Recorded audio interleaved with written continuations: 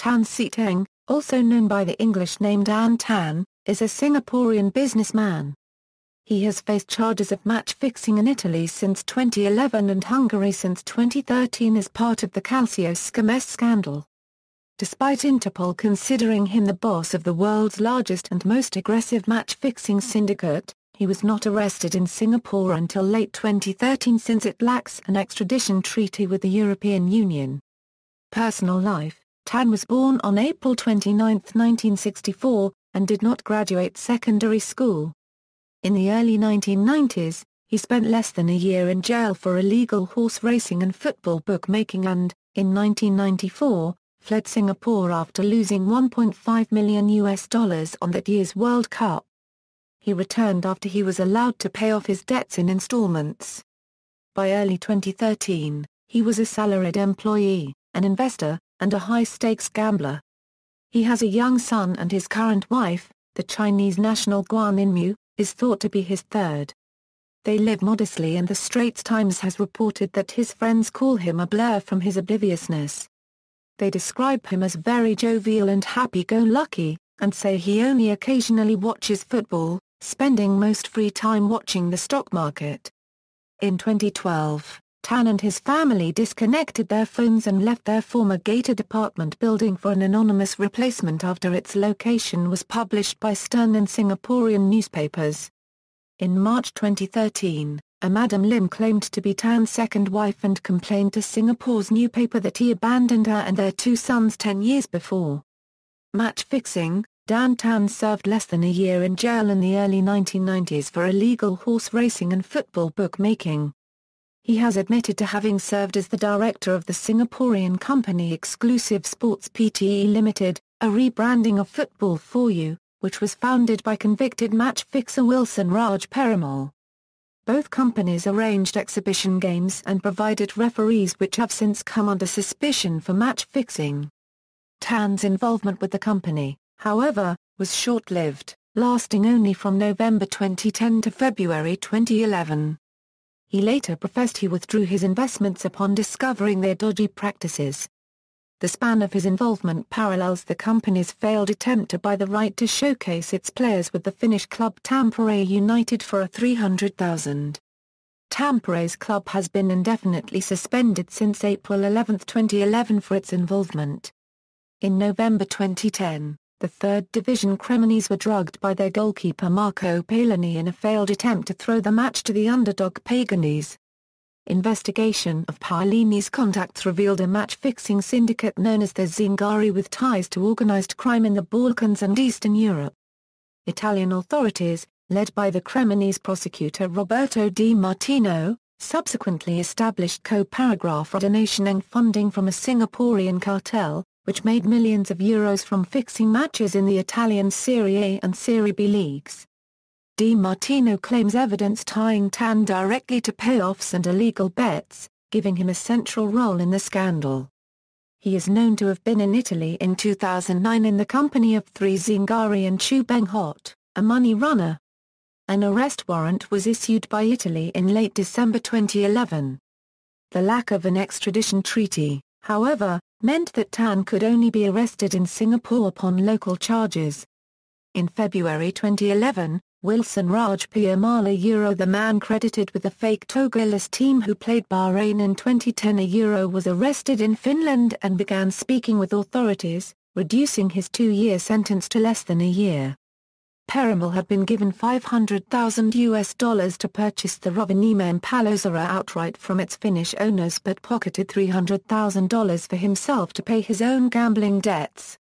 He has since argued that he was merely raising prices for his services after seeing Ibrahim Chaiba, a referee in his employ, working at an Bolivia-Venezuela exhibition game in October 2010.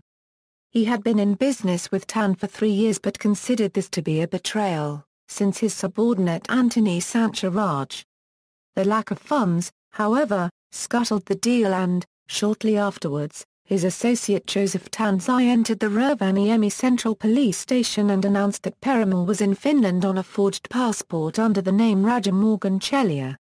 Following a 2-hour interview with Joseph, The police's further investigation showed Perumal berating Palloseara players in a cafe copyright after they played to a draw instead of a loss. Finnish National Bureau of Investigation detained and then arrested him over the passport on a domestic flight to Helsinki. Perumal's arrest scuttled the deal between Exclusive Sports and Tampere United. It led to a June 2011 police raid on the TAMU offices and the April 2013 conviction of the club's CEO and chairman for related money laundering. In revenge for his own arrest, Perumal then fingered Tan as placing bets for the syndicate using Asian-based online gambling sites and intermediaries in China. The operation typically placed a large number of low-level bets, sets of around 100 each using different credit cards. Money was also moved and laundered using Islamic Hawala financing networks. A standard fee for the European match fixes was $200,000. Perumal's allegations against Tan were first made public in a July 28, 2011, article in the German magazine Stern. In February 2013, Interpol claimed the involvement of networks based in the city-state of Singapore in at least 380 local, national, and international matches within Europe and another 300 elsewhere. The games included World Cup qualifiers and the European Champions League and netted an estimated $10.81 million. The Singapore police force finally began speaking to half a dozen local witnesses. A few days after the SPF interviewed him, the former Slovenian player Admir Suljic voluntarily boarded a plane to Italy where he was immediately arrested by Milanese police. The SPF reported that Tan was co-paragraphing with their investigations and also dispatched 4 SPF and CPIB detectives to Interpol's headquarters in Lyon, France. They met with the Global Anti-Match Fixing Task Force and examined files from Italy, Hungary, Germany, and Finland in the hope of receiving evidence that a crime had been committed in Singapore.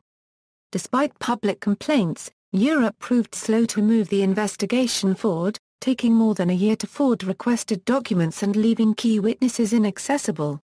In March, Tan spoke with the German magazine Der Spiegel via online chat. Regarding match fixing, he opined that one has to proceed against these criminals. He claimed never to have personally bribed a player but admitted providing contributions of up to $800,000 and to losing $3 million in a failed attempt to fix a September 2001 match in Istanbul between Barcelona and Fenerbahçe Section E. He had bet that there would be 3 or fewer goals during the match. When Barcelona took an early lead, his paid employees on the field sabotaged the stadium's lights to force a cancellation. Instead, backup generators were quickly able to restore power. He claimed the most he had ever won was a $15 million for an Italian Serie A game. On May 23, Hungarian prosecutors indicted Tan in absentia among 44 others following a 4-year investigation of match fixing. The indictment specified the rigging of 32 games in Hungary, Italy, and Finland. Tan was the only foreigner indicted. The other 44 were all Hungarian players, coaches, managers, owners, or referees. Perumal was extradited from Finland to Hungary as part of the investigation. He was placed under house arrest or preventive detention while outlining the networks as he understood them. Arrest. Acting on new testimony provided by 2 members of the syndicate, Tan was arrested amid a 12-hour series of raids carried out on 16 and 17 September 2013, by the Criminal Investigation Department, Police Intelligence Department, and the Corrupt Practices Investigation Bureau. He has been kept in custody since. The briefing by the SPF and CPIB and press release from Interpol did not officially name any of the 12 men or 2 women arrested under the Prevention of Corruption Act and involvement in organized crime activities, but mentioned an unspecified ringleader, who was refused bail. The Associated Press has reported high-level confirmation that Tan was that person. The Straits Times and New Paper have also confirmed Tan's detainment. Of the other 13 people detained, 9 have been released on bail. Tan's current wife is believed to have been among them. 3 others remain in custody with Tan and 1 has been issued police supervision in lieu of incarceration. However, ESPN has reported that the Singaporean network simply provided men with fluent English and liberal passport access to triad gangs based in mainland China. The Singaporean sports reporter Suresh Nair has also said that Tan was not a major part of the operation but only a middleman for behind-the-scenes bosses. In 2012, FIFA's head of security Rolf Mutzke downplayed Tan's importance, saying he had only symbolic importance, and was probably not as involved as everyone is thinking. Much of the evidence tying Tan to criminal activity derives from Wilson Raj's confessions to police in Finland and Hungary, and Chris Eaton has stated that Raj is used to giving unreliable information to authorities. Acquaintances speaking to the Straits Times admit he may have purchased information on fixed games from Perumal but argue that his withdrawal of funds from exclusive sports accounts for his grudge.